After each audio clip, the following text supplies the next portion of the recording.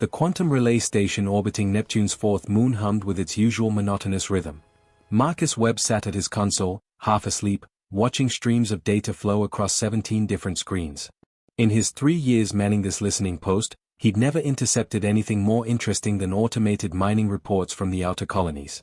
Then the signal came through. At first, Marcus thought his equipment had malfunctioned. The waveform twisted and fractured across his primary screen, pulsing with an urgency that made his coffee cup rattle against the metal desk. He leaned forward, adjusting frequencies, trying to clean up the transmission. What emerged from the static made his blood run cold. The voice wasn't human. It spoke in a language his translator struggled to process, but the emotion behind it needed no interpretation. Pure terror. Raw desperation. The kind of fear that transcends species. "This is Ambassador Theln of the Corvati Collective," the transmission finally clarified through his systems.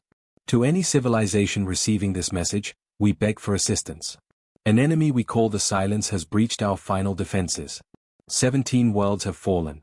Billions dead. They consume everything. They cannot be reasoned with. They cannot be stopped. If anyone can hear this, please, we are dying." Marcus's hand hovered over the emergency relay button. The Corvati Collective. He'd never heard of them, but the sheer anguish in that alien voice told him everything he needed to know. He pressed the button. The alert traveled at light speed through military channels, bypassing every standard protocol. Within 8 minutes, it reached the War Council chamber buried 3 miles beneath the ruins of Old Geneva. The room fell silent as General Victoria Cross played the recording for the assembled commanders. She was a woman carved from granite and old wars. Her left arm was mechanical, a souvenir from the Martian insurrection. Her eyes were cold chips of ice that had watched too many soldiers die. When the recording ended, she didn't hesitate. "Wake the Phantom Armada." The room erupted. Voices rose in protest. The Phantom Armada had been mothballed for 12 years after the treaties were signed. Those ships represented humanity's darkest chapter, weapons systems so devastating they'd been banned by unanimous vote. Wars fought with those vessels had left scars on human consciousness that still hadn't healed. "General, we can't," Colonel Brandt argued, his weathered face pale. "Those ships, those crews, they're monsters. We created them to fight ourselves, and we barely survived what they became." Victoria's gaze could have frozen stars. "Then it's fortunate we're not fighting ourselves. Activate Captain Jonas Reeve. Tell him he has full authorization for Protocol Black." Deep in the frozen wastes of Titan, inside a military complex that officially didn't exist, lights began flickering to life.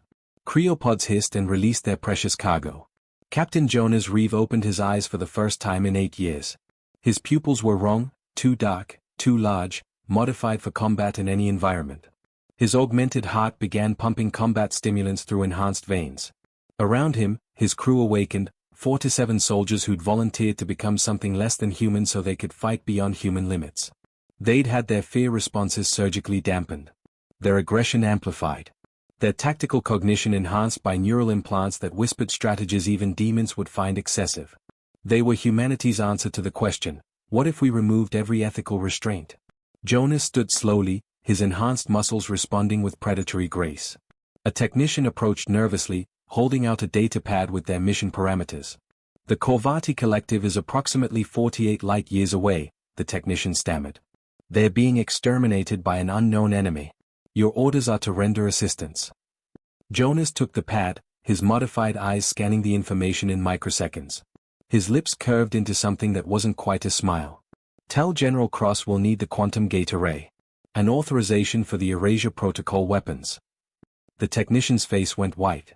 "Sir, those weapons are forbidden under—" "I don't fight under galactic law," Jonas interrupted softly.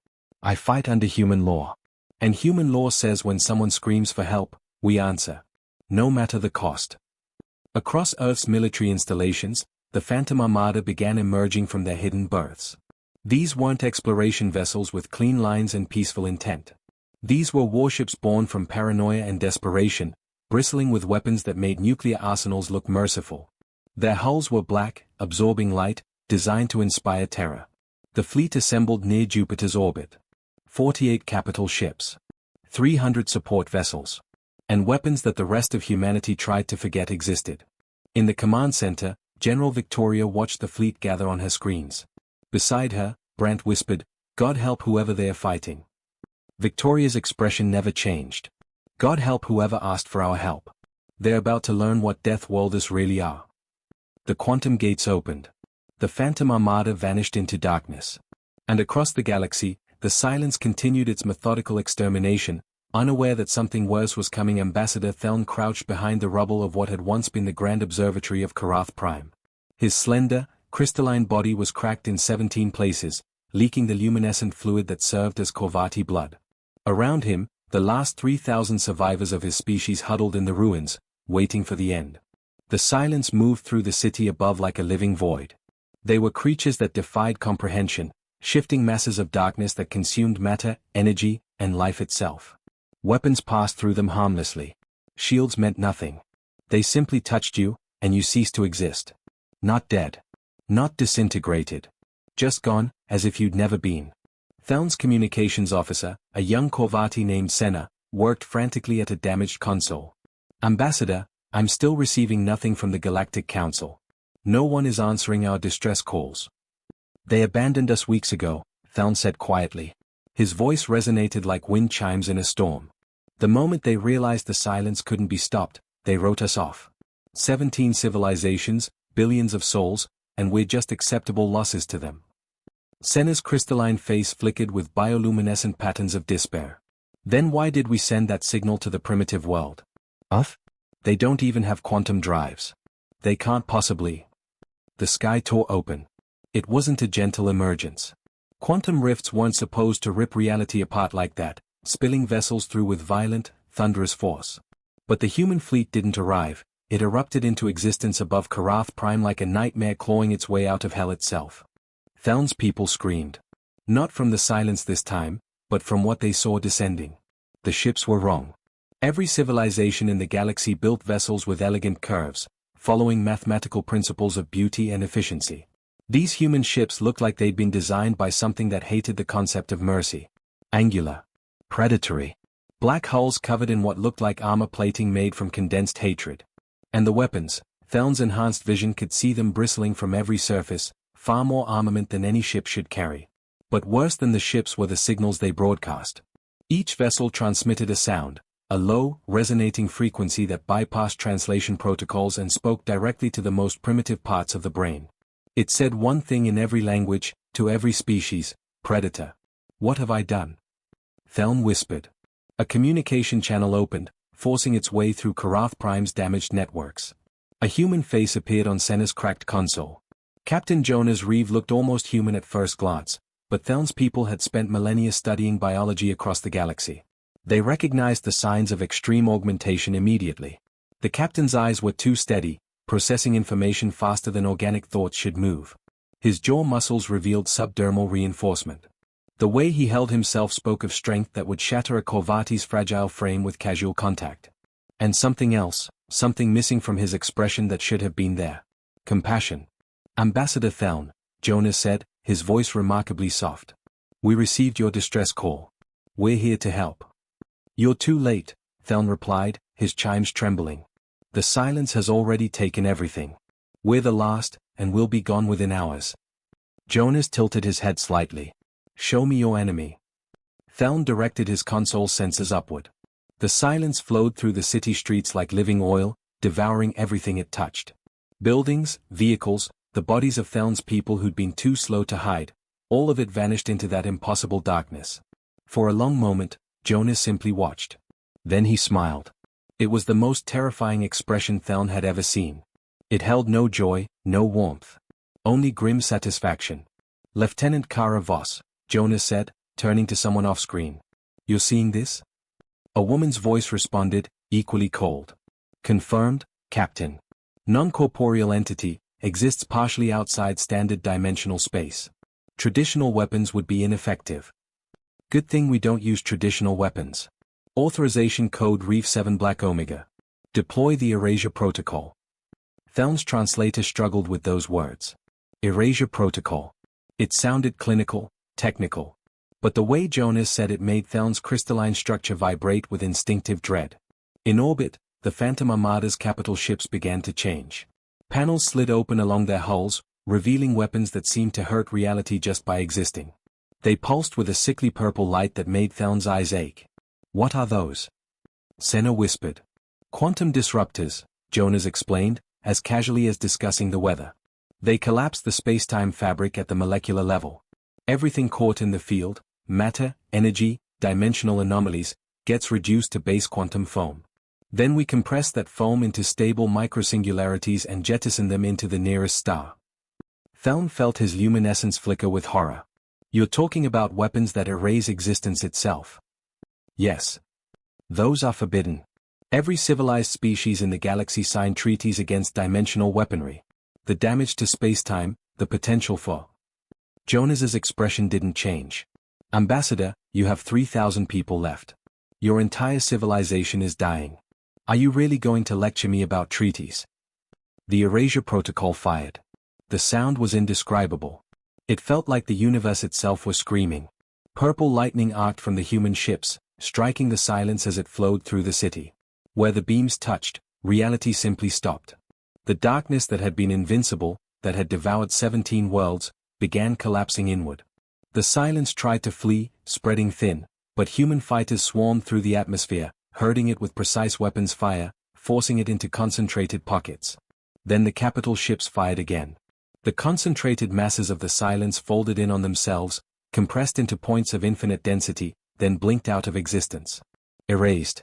Not killed, erased. As if they'd never been. The entire engagement lasted 4 minutes. Theln stared at his console in shocked silence. Around him, his people emerged from hiding, their crystalline faces flickering with confused patterns. The silence was gone. Their unstoppable enemy, the force that had destroyed 17 civilizations, had been eliminated in less time than it took to brew tea. "Ambassador," Jonas's voice came through again. "The immediate threat is neutralized. We're detecting residual traces of your enemy approximately 9 light minutes from your position. We'll pursue and eliminate. Estimated completion time, 6 hours." 6 hours, Theln repeated numbly. "We fought them for 3 months. Lost everything. And you're telling me you'll eliminate them completely in 6 hours?" "Affirmative. Though I should mention, we've detected evidence that the silence originated from a dimensional rift in the Corvati home system. We'll need to seal that rift, which requires..." Jonas paused. "Significant applications of force. Your home world will likely be uninhabitable afterward." Theln's structure went completely dark. "You're going to destroy our home world?" "I'm going to ensure this threat never returns. The rift is too unstable to seal with conventional methods. We'll need to collapse the quantum substrate of the entire region. Your home world happens to be in that region." "You can't, there must be another way." Jonas's augmented eyes showed no emotion. "There isn't. But you'll be alive. That's more than you had an hour ago." The transmission ended. Around Theln, his people began celebrating their survival, their crystalline voices rising in harmonious relief. But the ambassador couldn't join them. He stared at the black ships hovering in orbit, understanding with crystal clarity what he'd invited to save his people. Monsters. Effective, efficient monsters who measured success not in lives saved, but in threats eliminated, regardless of cost. Senna approached him slowly. "Ambassador? We're saved. Why do you look so afraid?" Theln's luminescence pulsed with a pattern his people used only in the darkest situations. It meant, we survived one nightmare only to invite another. Above them, the phantom armada began moving again, hunting the last traces of the silence with mechanical precision. And somewhere in the depths of space, General Victoria Cross received Captain Reeves' initial report. She read it without expression, then turned to Colonel Brandt. "They're doing what they were built to do." Brandt looked ill. "And that's what terrifies me." 6 hours and 43 minutes after their arrival, the Phantom Armada completed its mission. The silence had been systematically hunted through 3 star systems, herded into concentrated zones, and erased from existence. The dimensional rift that had spawned them, a tear in reality itself, pulsing with otherworldly energies, had been collapsed using a method that involved detonating 17 quantum disruptors simultaneously at the rift's event horizon. The Corvati homeworld, as Captain Jonas Reeve had predicted, no longer existed. Neither did the 2 moons that had orbited it, nor the orbital habitats that had housed 20 billion souls before the silence came. All of it had been compressed into a stable microsingularity and launched into the system star, ensuring the rift could never reopen. Ambassador Theln stood in the cargo bay of the human flagship, the relentless dawn, surrounded by the last survivors of his people. 3,000 Corvati, their crystalline bodies flickering with exhausted bioluminescence, pressed together in the unfamiliar metal space. They'd been rescued, transported safely aboard human vessels while the final extermination proceeded. They should have been grateful. They should have been singing harmonies of joy. Instead, they stood in horrified silence, watching through view screens as their salvation unfolded with brutal efficiency. Lieutenant Kara Voss approached Theln, her augmented frame moving with predatory grace. Like Captain Reeve, her modifications were obvious: too perfect posture, eyes that tracked movement with mechanical precision, an absence of normal human microexpressions. She carried a data pad that glowed with human text. "Ambassador, we need you to sign off on the rescue operation completion. Standard procedure." Theln's translator struggled with the casual tone. Standard procedure. As if erasing entire regions of space was routine paperwork. "I need to speak with your leadership. Immediately." Kara's expression didn't change. "General Cross is available via quantum link. I'll establish the connection." A holographic projection materialized in the cargo bay's center. General Victoria Cross appeared, her mechanical arm gleaming under harsh lighting, her face carved from ice in old battles. Behind her, the War Council chamber's walls displayed tactical readouts showing the complete elimination of the silence. "Ambassador Theln," Victoria said, her voice carrying the weight of authority. "I understand you have concerns about our methods." "Concerns?" Theln's chimes rang with barely controlled anguish. "You destroyed our home world. You used weapons that violate every galactic convention. You erased an entire enemy from existence without attempting communication or diplomacy. We asked for help, not..." He struggled to find words. "Not this. Not genocide on this scale." Victoria's expression didn't soften. "You asked for help stopping the silence. We stopped the silence. Permanently. Your species survives because of what we did." "At what cost?" Theln's crystalline structure blazed with emotional bioluminescence. "I've accessed your ship's databases. I know what these weapons are, what your crews are. You surgically removed their ability to feel empathy. You created soldiers who can commit atrocities without remorse.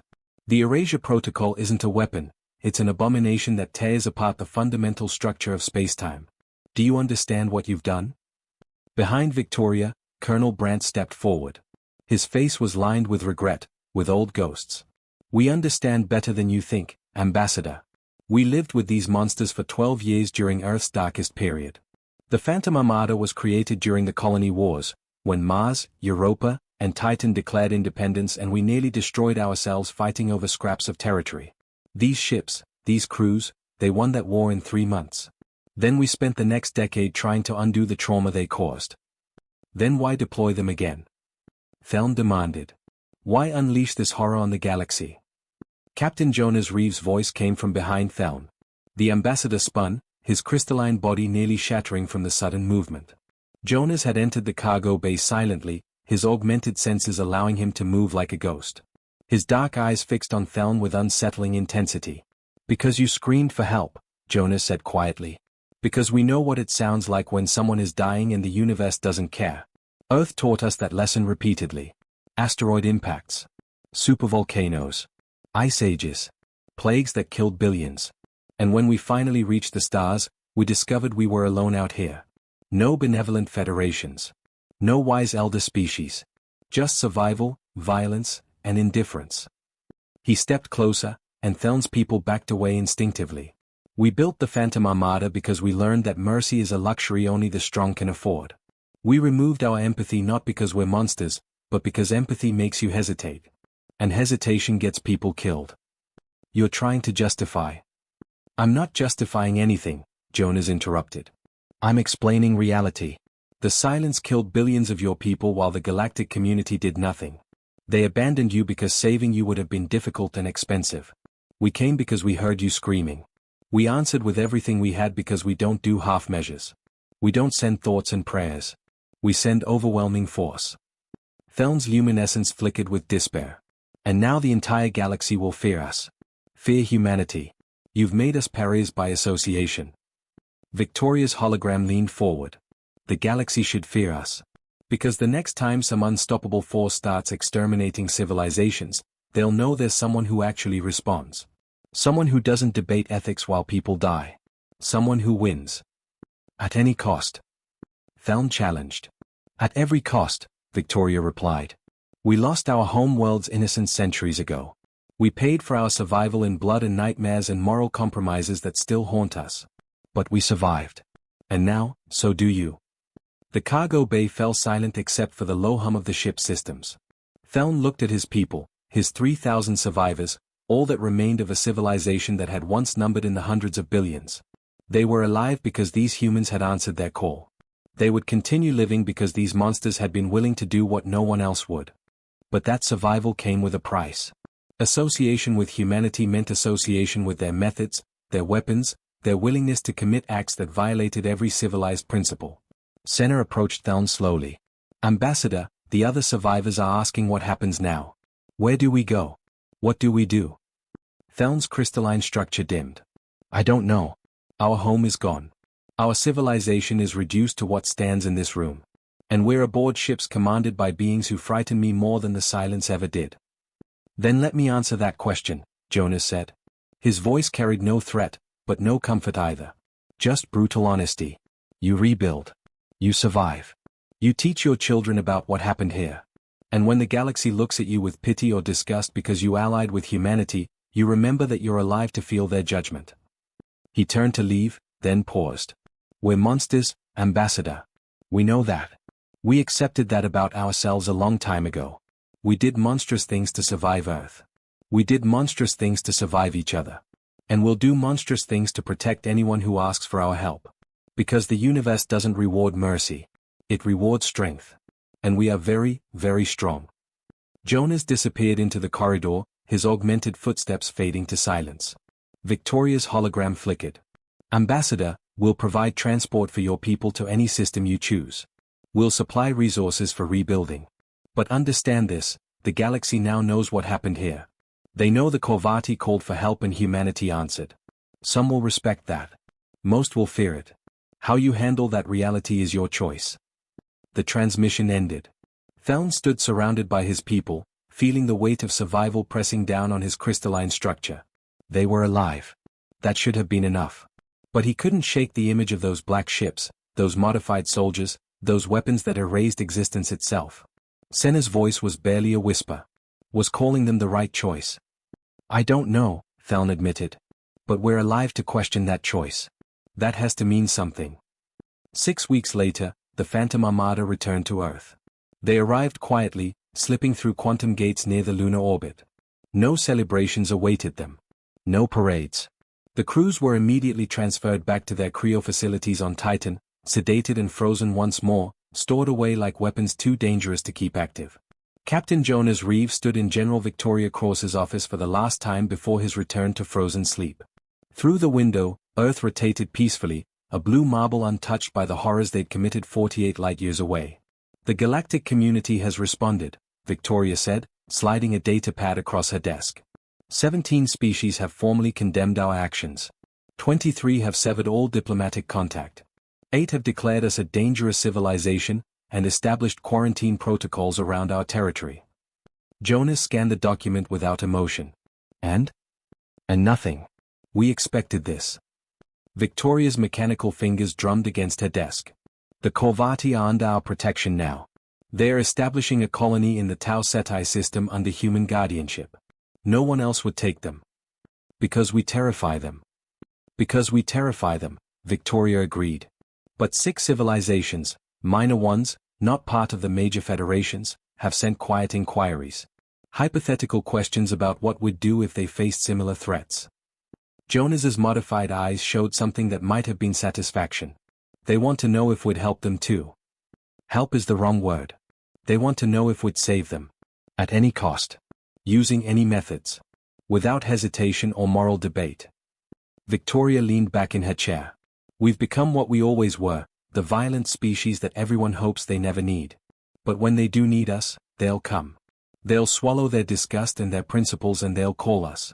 Because deep down, every civilization knows that survival matters more than ethics. Is that what we tell ourselves to sleep at night? Victoria's laugh was bitter. We don't sleep at night, Jonas. That's why we have you and your crew frozen most of the time. So you don't have to live with what you are. Jonas stood, preparing to return to his cold darkness. At the door, he paused. General, when the next call comes, and it will come, will we answer? Victoria's expression was carved from granite. Always. Because someone has to. And it might as well be the monsters. Jonas nodded once and left. Alone in her office, General Victoria Cross stared at the reports from the Karath Prime operation. Total casualties, 0 human losses. Enemy casualties, complete extinction. Collateral damage, 1 planetary system rendered uninhabitable. Diplomatic consequences, severe isolation from the galactic community. Mission status, overwhelming success. She closed the reports and looked out at Earth again. Somewhere down there, children played in parks. Artists created beauty. Philosophers debated ethics. Normal humans lived normal lives, unaware that their survival was guaranteed by beings who'd sacrificed their humanity to protect it. Monsters, she whispered to the empty room. Necessary monsters. And deep in the frozen dark of Titan, Captain Jonas Reeve and his crew slept dreamlessly, waiting for the next desperate cry from the void. Waiting to answer with overwhelming, terrifying, monstrous force. Because in the end, the galaxy learned one undeniable truth: when you scream for help from humanity, we answer. We always answer. And that's the most terrifying thing of all.